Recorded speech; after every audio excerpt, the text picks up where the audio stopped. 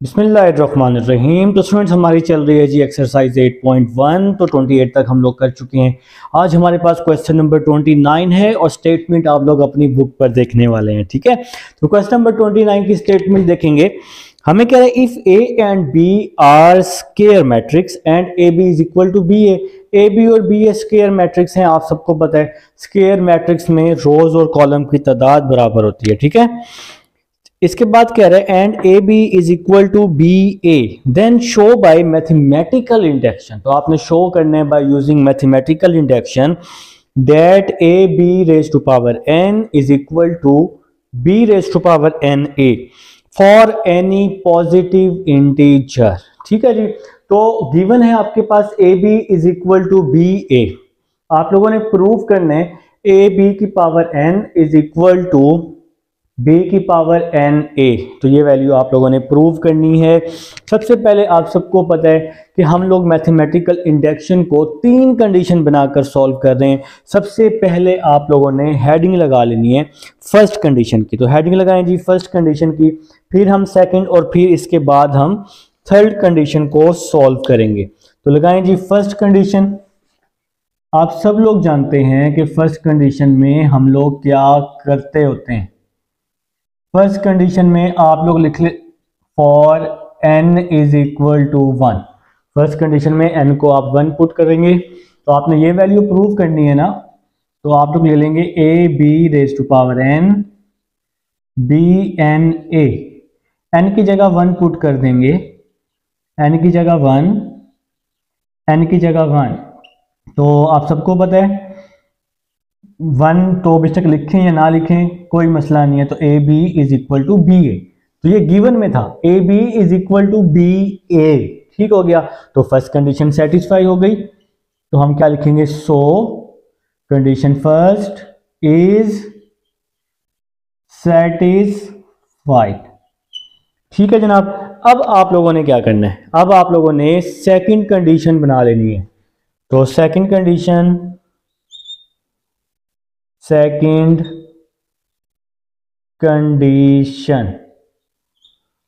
Condition में क्या होगा, सेकंड कंडीशन में n को आप लोगों ने k पुट करना है। आप सबको पता है इस चीज का। तो हमने n की जगह k पुट कर देना है यहां पर, जो वैल्यू प्रूव करनी है ए बी n की जगह k। तो A B N is equal to B N A. तो n की जगह k और साथ में हमने क्या लिख दिया, a लिख दिया। ठीक हो गया मेरा भाई। इसके बाद आपने थर्ड कंडीशन बना लेनी है और थर्ड कंडीशन में n की जगह k प्लस 1 पुट कर देना है। तो यहां पे आप लोगों ने हेडिंग लगा लेनी है थर्ड कंडीशन की। और आप सब लोग जानते हैं थर्ड कंडीशन में n को आप लोगों ने k प्लस 1 पुट करना है। ठीक है, तो देखें ए बी की पावर n है, ए बी की पावर n है। तो n की जगह k प्लस 1 पुट कर देंगे। n की जगह k plus 1 is equal to b की पावर n a, b की पावर n की जगह k प्लस 1 और साथ में a आ जाएगा। ठीक है जनाब। अच्छा, इसको आप लोग इक्वेशन का नाम भी दे दें। इसको आप फर्स्ट इक्वेशन का नाम देते होते हैं सेकंड कंडीशन को, और इसको आप सेकंड इक्वेशन का नाम देते होते हैं। ठीक है, अब हम लोगों ने क्या करना है, अब हम लोग इक्वेशन नंबर फर्स्ट ले लेंगे। तो आप लोगों ने इक्वेशन नंबर फर्स्ट ले लेनी है और उसको इक्वेशन नंबर फर्स्ट को दोनों साइड पर b से क्या कर देंगे, आप लोग मल्टीप्लाई कर देंगे। ठीक है, तो लिखेंगे from equation 1 and multiply b on both side, या ये भी लिख सकते हैं मल्टीप्लाई b इन इक्वेशन 1। तो इक्वेशन नंबर 1 को हम b से क्या करने वाले हैं, मल्टीप्लाई। तो किस तरह से हो जाएगा, b ए बी की power k, left hand side पर ए बी की power k is equal to B की पावर k a। तो ये इक्वेशन नंबर 1 है जनाब, ये इक्वेशन नंबर 1 है। इस साइड पर भी b से मल्टीप्लाई, इस साइड पर भी, दोनों साइड पर b से मल्टीप्लाई कर दिया है।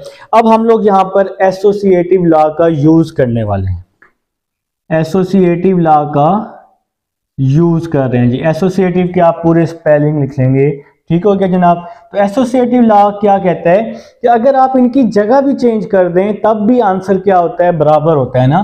तो इस b को हम अंदर ले जाते हैं, b की पावर k, ठीक है जी। तो एसोसिएटिव लॉ आप लोग बचपन से पढ़ के आ रहे हैं, ठीक है। इसी तरह यहां भी b को हम अंदर ले जाते हैं, b की पावर k, और इस a को हम लोग बाहर कर लेते हैं।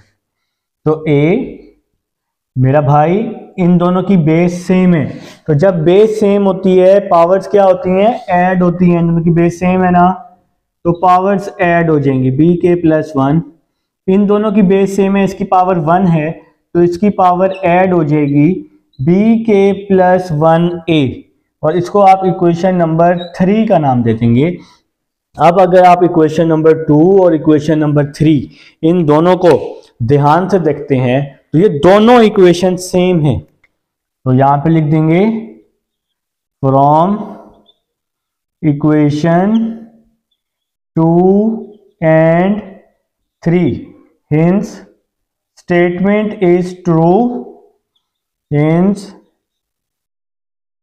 Statement is true for all integers. ठीक हो गया जनाब।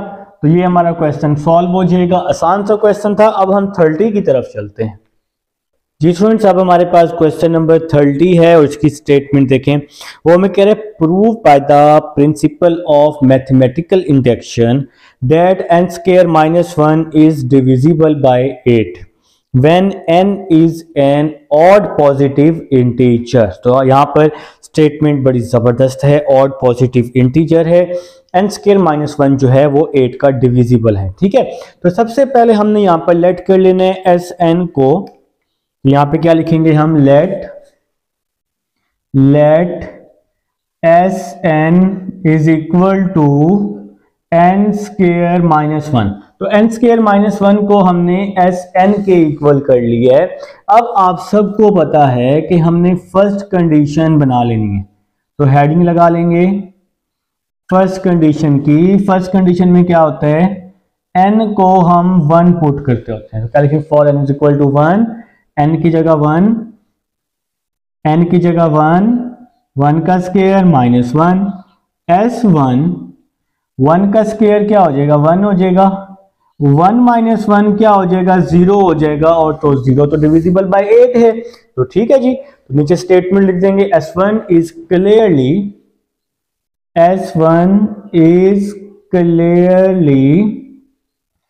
Divisible by 8, s1 is clearly divisible by 8, hence statement 1 is satisfied, या hence condition first is satisfied. तो ये जी हमारी फर्स्ट कंडीशन है। अब हम लोगों ने अपनी सेकंड कंडीशन बना लेनी है। बच्चा बच्चा जानता है अब कि इस क्वेश्चन को किस तरह सॉल्व करना है और सेकंड कंडीशन इसकी किस तरह से बनेगी। सेकंड कंडीशन में क्या होगा, सेकंड कंडीशन में n को हमने k पुट कर देना है। ठीक हो गया जी। तो प्रीवियस क्वेश्चन की तरह ही ये क्वेश्चन है। तो यहां पर हम एस के पुट कर देंगे, जैसे हमने 27 किया है, 26 किया है। तो n की जगह k आ जाएगा, k का स्क्वायर माइनस 1, और ये वैल्यू डिविजिबल बाय 8 है, तो इसलिए इस वैल्यू को हम 8 के इक्वल कर रहे हैं। और इसके साथ हम कोई भी कांस्टेंट या कोई भी नंबर ले सकते हैं। तो हमने इसके साथ q अल्फाबेट लेट कर लिया। आप कोई भी अल्फाबेट लेट कर सकते हैं, तो हमने यहाँ पर q अल्फाबेट लेट कर लिया है, ठीक है। इसके बाद जी आप लोगों ने थर्ड कंडीशन बना लेनी है। हेडिंग लगा लेंगे थर्ड कंडीशन, और थर्ड कंडीशन में हम लोग क्या लिखेंगे, थर्ड कंडीशन में हम लोग n को k प्लस 1 पुट कर देंगे। तो जहां जहां n होगा वहां वहां k प्लस 1, तो यहां आ जाएगा s n की जगह k plus 1 is equal to n का स्क्वायर, तो n की जगह k प्लस 1 होल का स्क्वायर और साथ में आ जाएगा -1। तो n की जगह हमने k प्लस 1 को रिप्लेस कर दिया है, ठीक है। अब हम पढ़ते हैं क्वेश्चन की स्टेटमेंट। अब आप लोग कहोगे सर स्टेटमेंट में ऐसा क्या है। स्टेटमेंट है क्वेश्चन नंबर 30 की, हमें कह रहा है n is an odd positive integer. n हमारे पास ऑड पॉजिटिव इंटीजर है।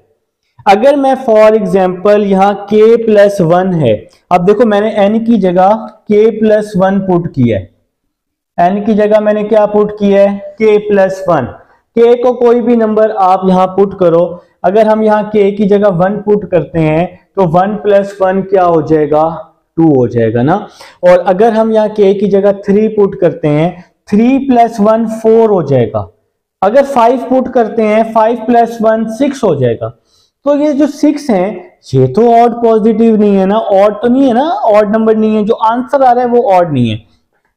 अगर आप फॉर एग्जाम्पल k की जगह 1 पुट करते हैं, 3 पुट करते हैं, 5 करते हैं, 7 करते हैं, ऑड नंबर है ना, तो फिर आंसर क्या आएगा। देखो 1 पुट किया, ठीक है, 1 प्लस 1 2, ये जो 2 है ये तो ऑड नहीं है ना।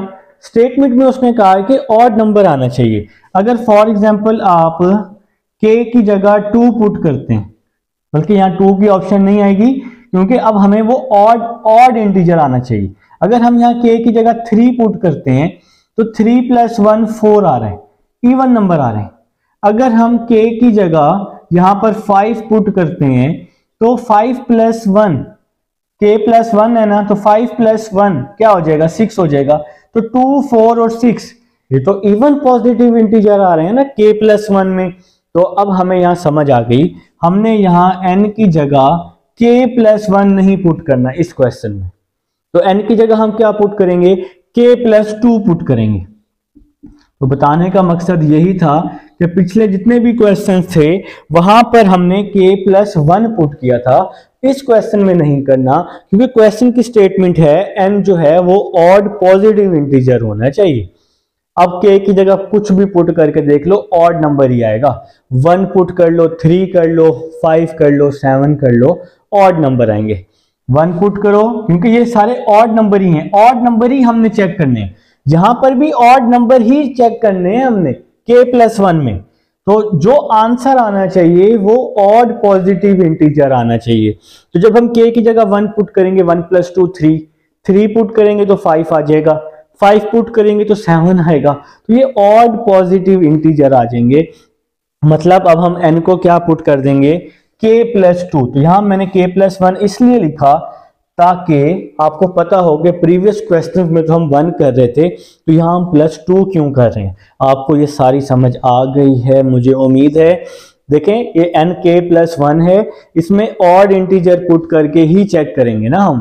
तो k प्लस 1 में जब हम ऑड इंटीजर पुट कर रहे हैं तो आंसर तो हमारे पास इवन आ रहा है, तो मतलब k प्लस 1 पुट नहीं करेंगे, हम पुट करेंगे k प्लस 2, क्योंकि जब हम इसमें ऑड इंटीजर पुट करेंगे तो आंसर हमारे पास ऑड ही आएगा। ठीक हो गया। तो अब हम यहां से नेक्स्ट इसको सही कर लेते हैं, हमें सारी समझ आ गई है।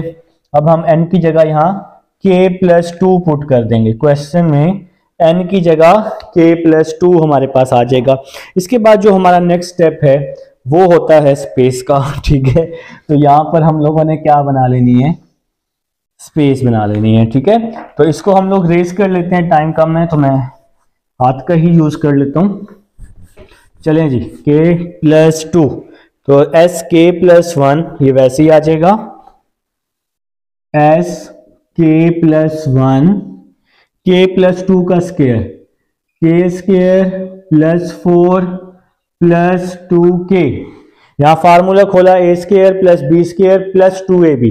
ठीक हो गया। तो 2ab जब करेंगे तो 2 2 4 होता है, तो 2 तो नहीं आएगा ना, तो फार्मूला आप सबको आता है, यहां पे क्या आ जाएगा 4k आ जाएगा, a square plus b square फिर 2ab आ जाएगा, और ये लास्ट वाला -1 ये वैसे का वैसे ही आ जाएगा, s k plus 1 k square और -1 इसको मैंने एक साथ लिख दिया, 4k प्लस 4, इसको मैंने एक साथ लिख दिया 4k प्लस 4 को। यहां तक जी उम्मीद है आप सबको समझ आ चुकी है। एस के प्लस 1 ये वैसे ही आ जाएगा, सॉरी एन की जगह हम k प्लस 2 पुट कर रहे हैं ना, तो यहां भी k प्लस 2 आ जाएगा, एस के प्लस 2, एन की जगह k प्लस 2 आ जाएगा ना, एन की जगह हम क्या पुट कर रहे हैं k प्लस 2, तो यहां k प्लस 2 लिख लेंगे आप लोग। चलिए नेक्स्ट चलते हैं, k स्क्वायर माइनस 1 ये वैसे ही आ जाएगा, यहां से 4 कॉमन ले लेंगे तो k प्लस 1 आ जाएगा, एस k प्लस 2 ये वैसे ही आ जाएगा, k square minus 1, equation number 1 में देखो k स्क्वायर माइनस 1 को हमने क्या लेट किया हुआ है 8q। इस तरह के क्वेश्चन हम लोग पहले भी कर चुके हैं। k स्क्वायर माइनस 1 की जगह 8q प्लस 4 वैसे ही आ जाएगा, k प्लस 1 की जगह 2q मैंने सपोज कर लिया, लेट कर दिया, तो q पहले ही है, हमने यहाँ पे q प्राइम कर दी है। इसकी एक रीजन थी, देखें k प्लस 1 तो एक ऑड इंटीजर नहीं है ना, तो इसलिए हमने यहाँ पर 2 लिख दिया, क्योंकि यहाँ पर हमारे पास जो हमने लेट किया हुआ है k प्लस 2 लेट किया हुआ है, k प्लस 2 लेट करने की वजह से इस वैल्यू की जगह हमने सपोज कर लिया 2, और साथ में कोई भी कांस्टेंट नंबर आप ले सकते हैं, जैसे k स्क्वायर माइनस 1 को आपने कांस्टेंट नंबर दिया ना, तो इसको भी आप कांस्टेंट नंबर दे देंगे। ठीक है जी, तो हमें बात की समझ आ चुकी है। नेक्स्ट आ जाएगा s k plus 2 8 q 4 2 jar 8 आ जाएगा, यहां से हम 8 कॉमन ले लेंगे, तो 8 कॉमन ले लिया, यहां क्या आ जाएगा q प्लस q प्राइम। तो प्रीवियस क्वेश्चंस में 26, 27, 25 में मैंने आपको बताया था कि बाहर जो भी वैल्यू होती है वो अंदर शो कर रही होती है कि ये वैल्यू इस पर डिविजिबल बाय है, डिवाइड हो रही है। तो ये आपका प्रूव हो चुका है, 8 आ चुका है हमारे आंसर में, शो हो चुका है। तो क्या लिखेंगे, एस के plus 2 is divisible by 8, S के plus 2 is divisible by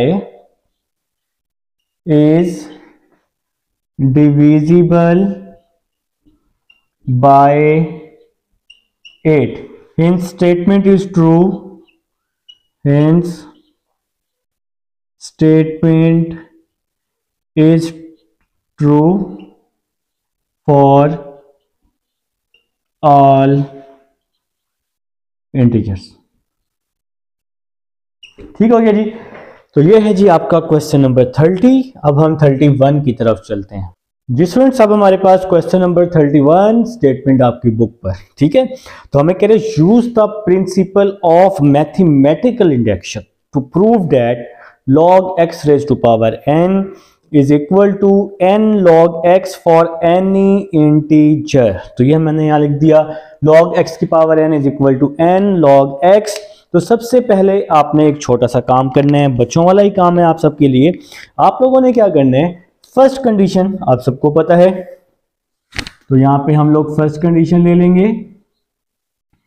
first condition में आप सब लोग जानते होते हैं n को हम लोग क्या पुट करते होते हैं 1, तो यहां पे आ जाएगा log x, इस n की जगह 1, n की जगह 1 log x, तो यहां log x 1 को log x से मल्टीप्लाई किया तो log x आ जाएगा।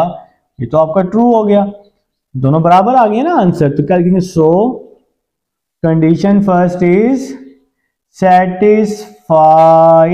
तो ये हमारी जी फर्स्ट कंडीशन है। अब हम लोगों ने क्या करना है, अपनी सेकंड कंडीशन को बनाना है और n की जगह हम लोग k पुट कर देंगे। तो हेडिंग लगाई सेकंड कंडीशन, हेडिंग लगा ली सेकंड कंडीशन। सेकंड कंडीशन में n की जगह हम लोग k पुट कर देंगे। तो लिखेंगे जी for n is equal to k, log x की पावर n है ना, तो आ जाएगा log x की पावर k, n की जगह k, यहाँ पे n है फिर log x आ जाएगा, तो यहाँ log x आ जाएगा। इसको हम नाम दे देंगे इक्वेशन नंबर 1 का। अब हमारे पास थर्ड कंडीशन है, हेडिंग लगा लेंगे थर्ड कंडीशन में बच्चा बच्चा जानता है, n को हम लोग क्या पुट करने वाले हैं, k+1 पुट करने वाले हैं, ठीक है। तो log x n की जगह k+1, log x n है ना, n की जगह k+1 is equal to n की जगह k+1 log x आ जाएगा। तो जहां जहां हमारे पास n था वहां वहां हमने log x को पुट कर दिए। अब हम लोग क्या करने वाले हैं, इसको इक्वेशन नंबर 2 का नाम दे देंगे। अब हम इक्वेशन नंबर 1 में ऐड कर देंगे log x, तो हमें दोनों साइड्स पर ही ऐड करना पड़ेगा। तो हम लोग क्या लिख लेंगे, add log x in equation 1। तो इक्वेशन नंबर 1 में log x हम ऐड कर देते हैं, तो यहां आ जाएगा log x की पावर k, दोनों साइड पर हमें ऐड करना पड़ेगा। तो इक्वेशन नंबर 1 log x की power k plus log x is equal to k log x plus log x। ठीक हो गया जी। इक्वेशन नंबर 1 में लेफ्ट हैंड साइड पर भी मैंने log ऐड कर दिए, राइट हैंड साइड पर भी मैंने क्या कर दिया, log को ऐड कर दिया। log की प्रॉपर्टी पढ़ी है आपने 9th क्लास में कि अगर सेंटर में प्लस हो तो हम उसको कहां लिख सकते हैं, मल्टीप्लाई की फॉर्म में लिख सकते हैं। तो ये हो जाएगा x मल्टीप्लाई x हो जाएगा। इन दोनों में से log x हमने कॉमन लिया तो क्या आ जाएगा, k+1, ये log x तो कॉमन आ गया, k इसकी जगह 1 आ जाएगा। तो यहां तक समझ आ चुकी है। देखें जी यहां पर नेक्स्ट, इन दोनों की बेस सेम है तो पावर्स ऐड हो जाएंगी। इसकी पावर 1 है ना, तो k+1 हो जाएगा, और यहां पे आपके पास आप इस k+1 को पहले लिख सकते हैं और यहां पे log x लिख सकते हैं। इसको आप लोग नाम दे देंगे इक्वेशन नंबर 3 का नाम दे देंगे। तो फिर क्या लिखेंगे, इक्वेशन नंबर 2 और 3, ध्यान से देखें दोनों इक्वेशन सेम है। तो क्या लिखेंगे, from equation 2 and 3, from equation 2 and 3 hence statement